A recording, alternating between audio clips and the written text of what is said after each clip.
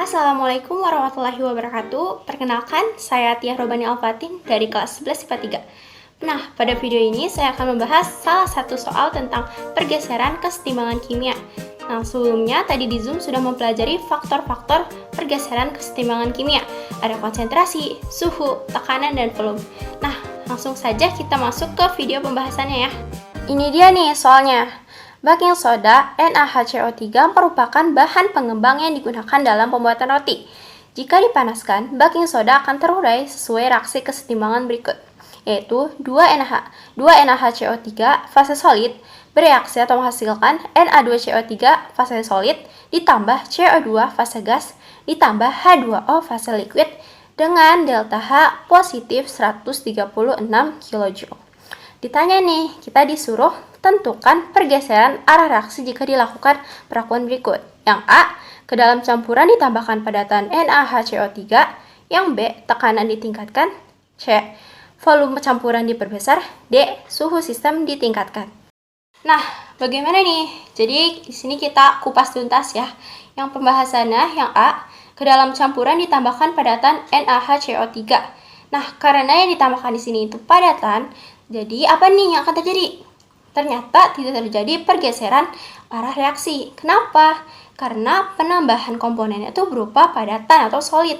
Itu sama sekali nggak berpengaruh, sama sekali tidak mempengaruhi kesetimbangan. Jadi tetap, karena pokoknya kalau solid dan liquid atau cair itu tidak berpengaruh, tidak termasuk. Hanya aki dan gas saja yang termasuk atau yang berpengaruh. Yang B, tekanan ditingkatkan. Nah, sesuai dengan triknya, apabila tekanan ditingkatkan atau diperbesar, maka volumenya akan mengecil dan kesetimbangan akan bergeser ke arah koefisien yang kecil. Pokoknya tekanan itu berbanding terbalik dengan koefisiennya. Nah, di sini kita hitung dulu kesetimbangannya kan 2NaHCO3, fasenya solid. Kita hitung koefisiennya. Ini kan reaktan ya, reaktan itu ada di sebelah kiri. Jadi, karena ini solid, jadi tidak dihitung, maka 0. Yang sebelahnya, N2ACO3, fasenya solid juga, tidak dihitung juga. Ditambah CO2 gas. CO2 di sini fase gas, maka 1 ya koefisiennya, karena di sebelahnya H2O juga liquid, tidak termasuk. Jadi, koefisien reaksi di sebelah kanan atau produk itu 1, sedangkan koefisien reaksi di sebelah kiri atau reaktan 0. Nah, karena di sini kan tekanannya ditingkatkan, otomatis akan kesetimbangannya bergeser ke arah koefisien yang kecil. Kita sudah hitung tadi, koefisien yang kecil itu di reaktan di sebelah kiri. Maka, jadi kesetimbangannya akan bergerak ke arah kiri, ke arah jumlah yang koefisiennya kecil. Nah, lanjut yang pembahasannya C, volume campuran diperbesar. Nah, sesuai dengan triknya juga nih. Kalau volumenya diperbesar, maka kesetimbangannya akan bergerak ke arah jumlah koefisien yang besar.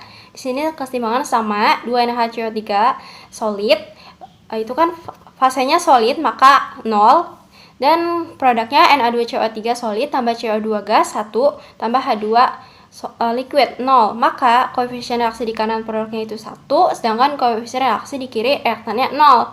Nah, karena di sini ditanyakan volume diperbesar. Nah, volume diperbesar ini tuh berbanding lurus dengan si koefisiennya. Karena kan volume diperbesar, maka bergerak ke jumlah koefisien yang besar juga kan. Nah, di sini tadi udah dihitung kan, koefisien yang besar itu produk ada di sebelah kanan, yaitu koefisiennya 1. Jadi, kesetimbangannya bergeser ke kanan atau ke arah jumlah koefisien yang besar. Terakhir, suhu sistem ditingkatkan. Nah, 2NaHCO3 solid bereaksi jadi Na2CO3 solid tambah CO2 gas tambah H2 liquid dengan delta H-nya, ingat nih, positif 136 kJ. Nah, karena di sini positif, ingat nih positif, maka produknya itu jadi reaksi bersifatnya reaksi endoterm. Sedangkan reaktannya itu gimana? Reaktannya jadinya ya exostem. Apa sih endotherm dan exostem itu? Jadi kalau endotherm itu reaksi yang menyerap atau yang membutuhkan kalor, nah, jadi kan di sini ditanyanya suhu sistem ditingkatkan.